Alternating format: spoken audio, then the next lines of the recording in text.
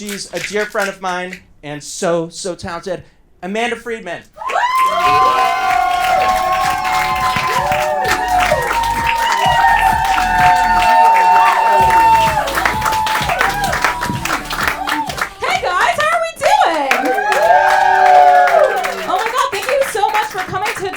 Everybody, holy crap!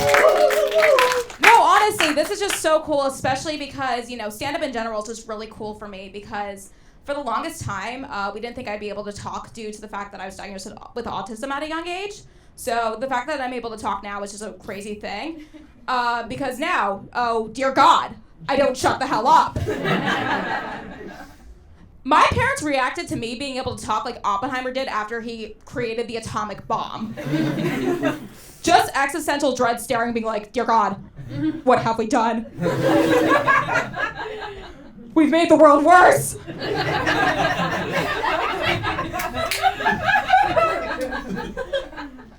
No, I absolutely love my parents so much. I'm so grateful for them. When I was a little kid, they referred to me as an opinionated baby. Which is a nice way of saying that I was a little asshole. No, apparently I was such a little asshole that my entire family came up with the nickname for me, DEMANDA. Yeah, you get it, guys? It's like Amanda, but mean. That's what it is. Also, roll credits. But yeah, no, apparently the nickname came from the fact that when I was a little kid, I would refuse to be bottle fed. I would only be breastfed. But I don't call that demanding, I call that having standards. I only drink organic booby juice, Mom. To be clear, though, the name Demanda, the nickname did not come from the Spanish word demanda, which is demand in Spanish. Of course it didn't. I am too white. It is surprising to people, but I guess I come off as racially ambiguous. I don't get it. It's literally just the curly hair, I think. But it'll be super uncomfortable because sometimes people will come up to me speaking Spanish, and I just have to talk to them in English, and then they'll have to be like, oh my God, I'm so sorry. I didn't realize that you were a little white bitch. And then me with my 7 years of Spanish just has to be like, sí, soy una gringa. I like to thank my Dora the Explorer for that joke. She taught me the gringa. She taught me that word. Yeah, no, so I mentioned before I'm autistic. But honestly, I've never really felt like I was the weird one growing up. Like, if anything, I thought I was normal and everyone else just sucked. Like a narcissist. Like, it was so bad that my parents would say to each other sarcastically, it's Amanda's world and we just live in it. And me, who's autistic and can't pick up on sarcasm, was like, fuck yeah, you guys get it!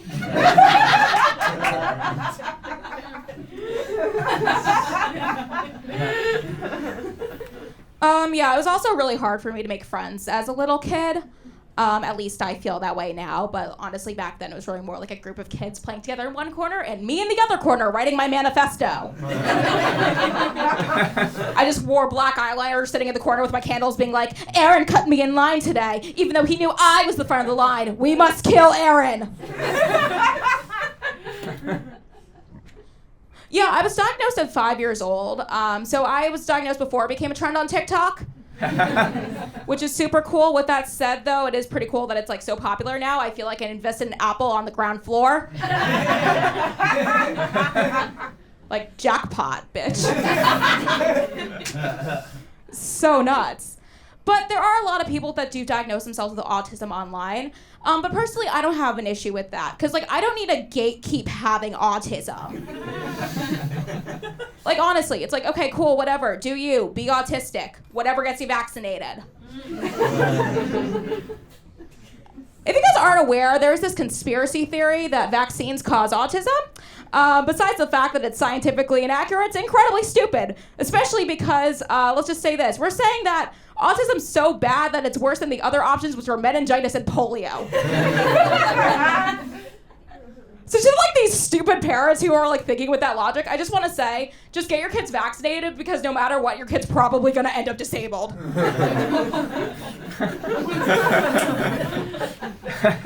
I stand by that joke. I really do. I'm short, and by short I mean crazy. Yeah, no, us short people, yeah, we tend to be insane because of that overcompensation thing. That's why the most evil people in the world are short people, you know, Napoleon, Charles Manson, children! No, seriously, like, I hate children. They're so loud and annoying and attention-seeking, and it's like, excuse me, that's my thing. I was here first! I actually have worked with kids before. I was a lifeguard at a day camp because someone allowed that. Part of my job as a lifeguard was teaching swim lessons to children. And children are just great because they'll just say the meanest things and you can't respond back because they're kids. So there was this one girl who I taught swim lessons to. Her name was Caroline. She's 5 years old. This little blonde girl decides to poke me in the stomach and then really sweetly in her voice go, "Ooh, fat!" Fuck you, Caroline! I don't need to take this shit. I'm the adult here! But no, I don't like laugh it off and be like, Caroline, okay, you're so funny. All right, now on to today's swim lesson. Swimming in the deep end without your floaties. I should not have been teaching swim lessons to kids for many reasons. One, I just was generally not qualified. You know, it was very much a fake it till you make it mentality with my swim teaching. It was kind of like doing improv, but with stakes. I just gathered the kids around a little circle and I'm like, okay guys, ready? Yes, and don't drown. You know, out of just a shocking thing, I wasn't even like the worst lifeguard at this camp. I had a coworker that was fired actually. He was fired because he decided to quote prank our boss by rubbing an orange on her whistle because she was allergic to citrus. Yeah, it's insane. Which, like, here's the thing. Yeah, that could have killed her, but let's be honest. Isn't murder the ultimate prank? There's something funnier than being like, "Ha, you thought you were gonna be alive, but nope! Now you're dead." I think he was unjustly fired. I have been through lots of therapy. I promise. I promise I have. It doesn't seem like it, but I definitely have. Yeah, no, I did a lot of therapy, especially as a little kid. I did something called early intervention, which involved me going after school all the time, working with therapists. You know, it was a lot. You know how like other kids, their physical activity was like playing soccer? My physical activity was spinning around in a circle because some therapist said it would be better for my eye contact. Does that make no sense to you? Good, it doesn't make sense to me either. And the wild thing too, like, you know, there were a lot of stuff with therapy would just be like, you know, there was good stuff, but then there was also stuff that was like kind of scammy. Like, there was this one therapist for my movement therapy.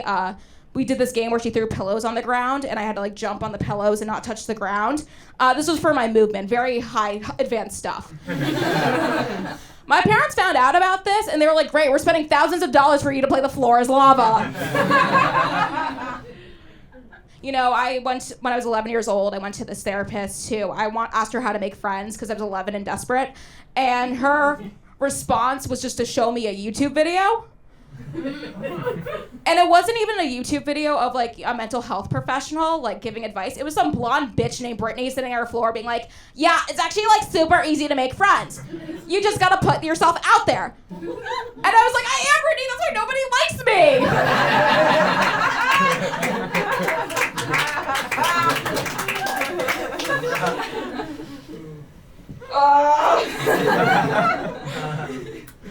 Yeah, no. There was also this other therapy I remember from when I was super young, like a baby, that involved me listening to classical music. Still have no idea to this day what the hell that was. But my theory was that they were trying to exercise the autism out of me. Like they were just like, the power of Beethoven compels you. And then meanwhile I'll be spinning in a circle being like, "Yay, this is actually really good for my eye contact."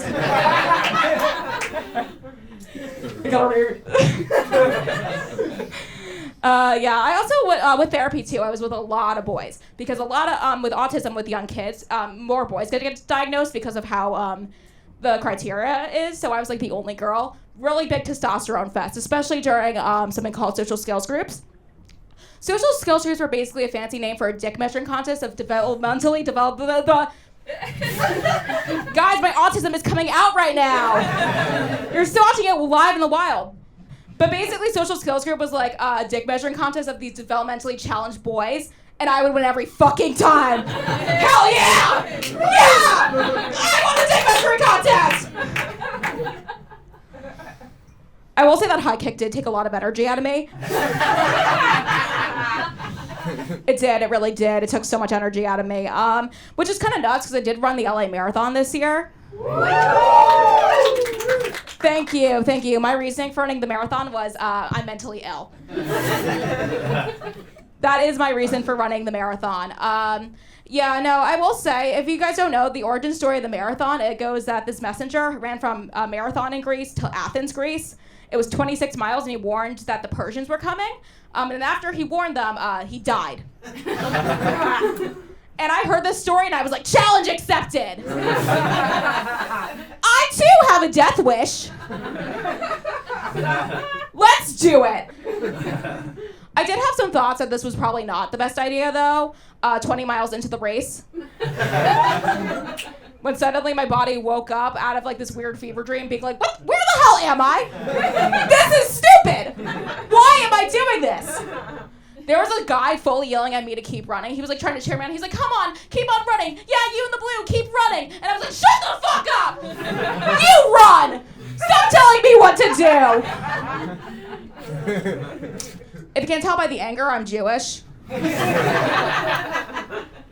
Yeah, I'm Jewish. I did go to Hebrew school as a little kid, and that was a fun time, I will say. Just kidding, it wasn't. I was miserable and I cried in the bathroom the entire time.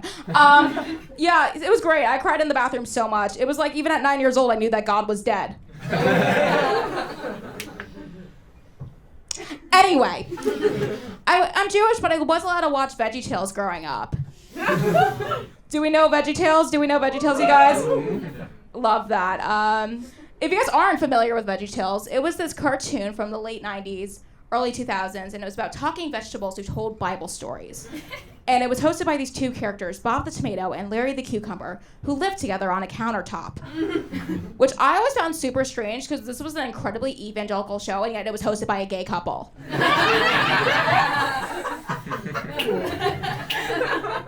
Guys, come on, I mean a tomato and a cucumber, like... The symbolism is there! I love VeggieTales. VeggieTales was so great. They would tell Bible stories for kids, but the weird thing about the Bible is that it's really fucking dark, so they had to censor it for kids. So there was this one episode I remember, and it was about this guy trying to kill all the Jews in Persia, but in VeggieTales, he wasn't trying to kill all the Jews. He was trying to send them all to the island of perpetual tickling.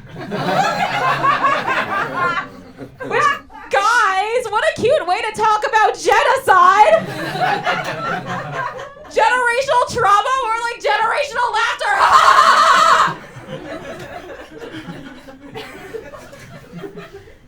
I'm okay. God. You know, I would like to write an episode of VeggieTales at some point with the same formula of, you know, censoring the Bible, except I would do the Passion of Christ, except instead of Jesus being crucified, it would be Bob the Tomato being skewered to death. But guys, don't worry, it's okay, because on Sunday he returns as a kebab.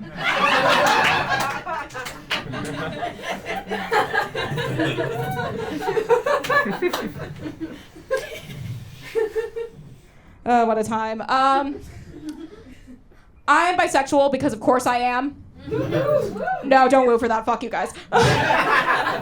No, I'm I'm Gen Z, so it's like pretty on brand. We're all just gay and depressed, and I am the perfect model for that. I should have known that I was queer when I was younger because my first car, what I wanted for my first car was a Subaru, which if you guys don't know is specifically a very gay car. Here I was thinking I wanted a car that was safe and fuel efficient, but no, apparently I want to have sex with women. And I do, but no, this is a very true stereotype for sure. I witnessed it in the wild. It's so true that recently I was at this queer dance party, and the entire party stopped because someone announced that a Subaru had gotten into a car accident and 30 people booked it to the door.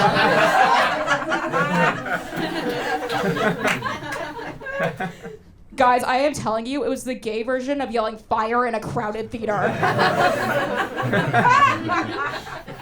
It was like the apocalypse of like half the population had nipple rings. And you know what? I was one of the people that ran out, okay? It was horrifying, honestly. But yeah, no, I do have a Subaru now. You know, the thing is, shush. I have a Subaru now, and you know, when I got it, I didn't get a Crosstrek, which is specifically a lesbian car. It's a fact. My straight friend tried to get one, and it malfunctioned on her when she drove it off the lot. So it knew, guys. It fucking knew. Yeah, I have a sedan, and it's great because it's both, you know, just amount of gay, but also screams no homo. And that's how I like it. You know, I am a queer woman, but I'm not a fan of something called U-hauling. Do we know what U-hauling is, by the way? Yeah. Okay, some yes, some no. Just trying to get a sense of how gay this audience is. Yeah, no, so U-hauling is this term for when two queer women fall in love with each other like super quickly and then move in with each other after 3 months. I'm not into that shit.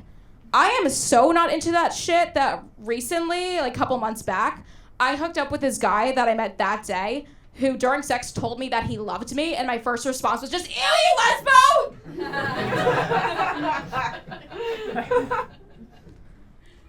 I do like men too. When I was younger, I was really into linky femme white guys. Yeah.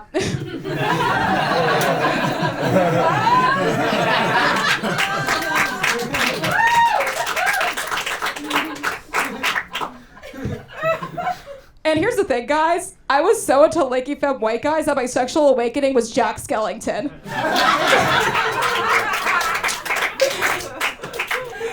Yeah, you know, The Nightmare Before Christmas, that guy. I saw that sexy puppet and I was like, let's go.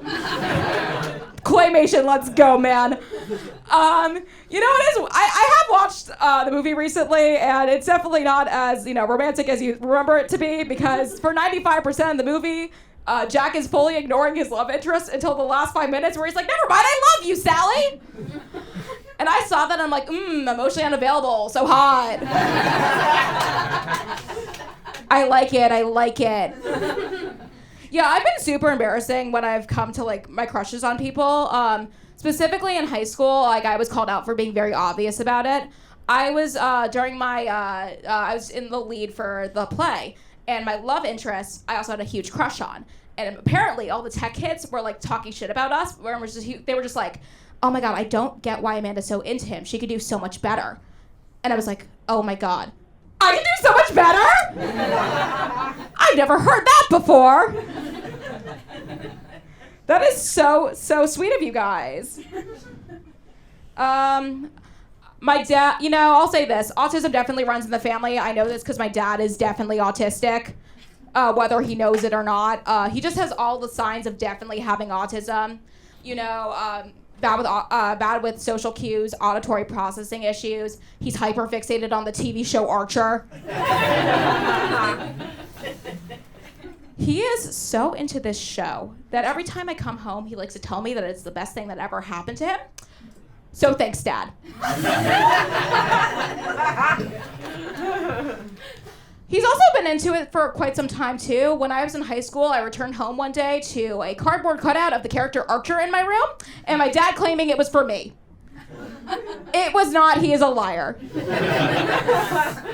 With that said, though, it was my junior prom date, though, so don't worry. It was the first one to find it on my Instagram gets $1, I promise you, after the show. Oh my god. Yeah, my dad, he's, you know, he's very much a stereotypical Jew in the sense that he just complains a lot about everything very loudly. He's not hateful, he just likes to complain loudly. You know, when I was home recently, he was complaining about seeing this gay couple kissing on the street. And I was like, Dad, what the hell, do you hate gay people? And he goes, no, I don't care if you're gay or straight. I don't need to see that shit. He's an ally, everybody. You all suck equally. Get him his GLAAD award.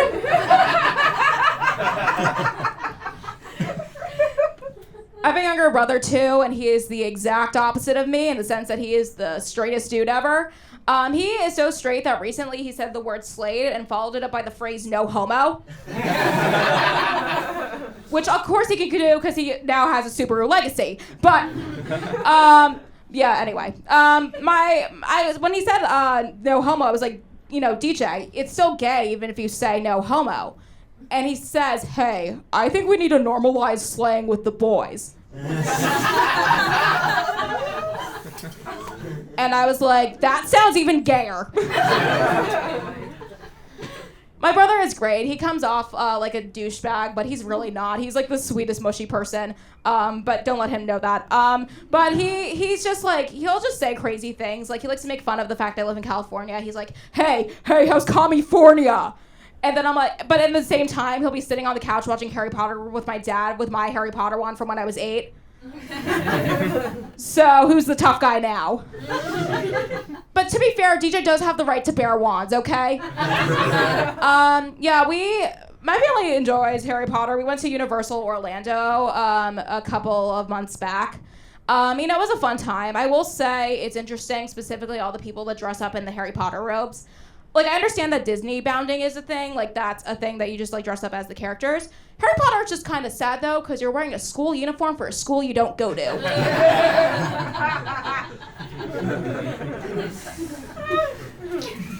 We're on vacation.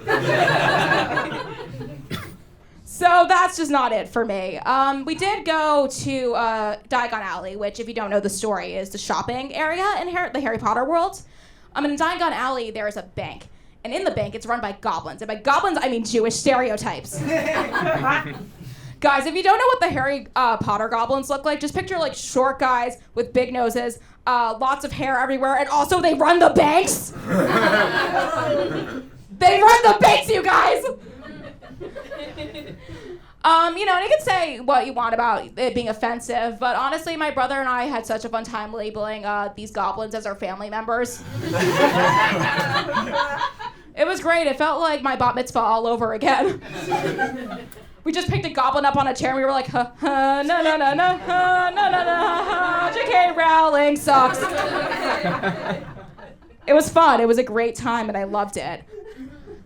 My younger brother, he is 3 years younger than me, but his birthday is a week before mine, which is too close. That is uncomfortably close. It is so uncomfortably close that we're Jewish, right? And in the Jewish tradition, a baby boy, a week after he's born, has something called a bris, which is a fancy name for a Jewish circumcision. So my third birthday was also my brother's bris. And I just sucked because it was like, how can I compete with a live dick snipping?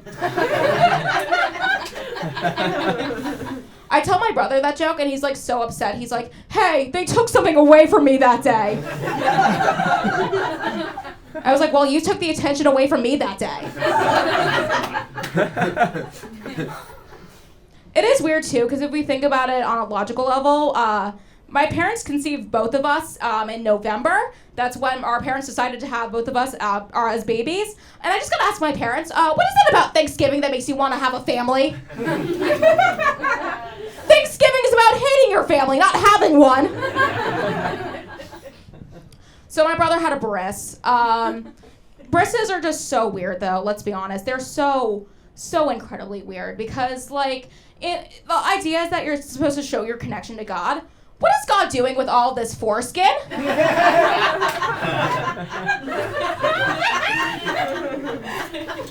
Like, is he trying to make a coat or something?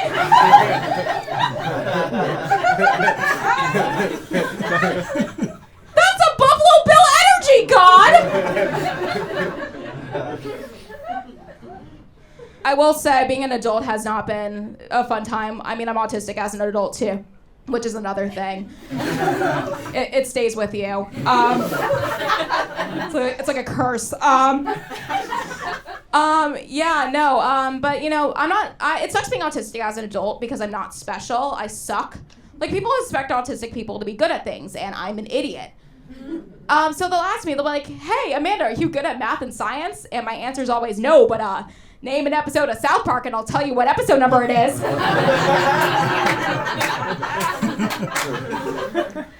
Yeah. I will say though, I do cry a lot. I do have like mental health issues as well. If you can tell by this entire set. I have mental health issues, but when I cry, I try to think positively to myself. You know, like the fact that, you know, okay, when I cry, my eyes are red, and I have green eyes, so that's like a really cool contrast in my eyes.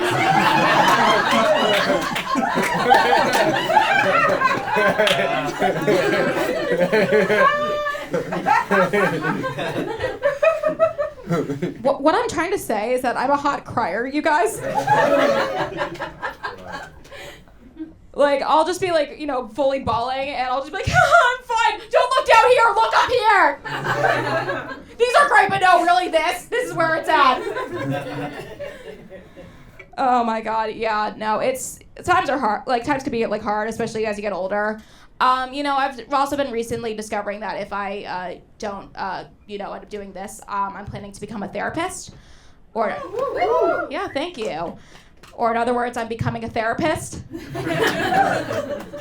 Yeah, because this is hard. But with that said, though, too, I've been enjoying learning a lot about therapy and all the stuff that happens behind the scenes. I talked to my therapist about, you know, all the things she learned, and she told me that part of her teaching, like, and part of her in therapy was that she had to take therapy in order to get certified. Which I understand you want a stable person practicing, but at the same time, I'm sorry, what sort of pyramid scheme is this? I thought I'd be helping people, not selling LuLaRoe. Girl bossing my shit all over the place. You know, because I think about the fact that I do want to help people, or maybe not. It's kind of hard to determine that yet, honestly. I'm still figuring stuff out, because recently I had a job working on a reality TV show, and that's exactly the opposite of being a therapist. Because, like, people will talk, but that's also, like, your opportunity to exploit them. And, you know, I enjoyed it so much. I'll say this. There was one guy who we interviewed who during his interview said that he's so sensitive that he's basically like a human clitoris. Which is fucking nuts. But I heard that and I was like, amazing, let's put that in. Destroy this man's life.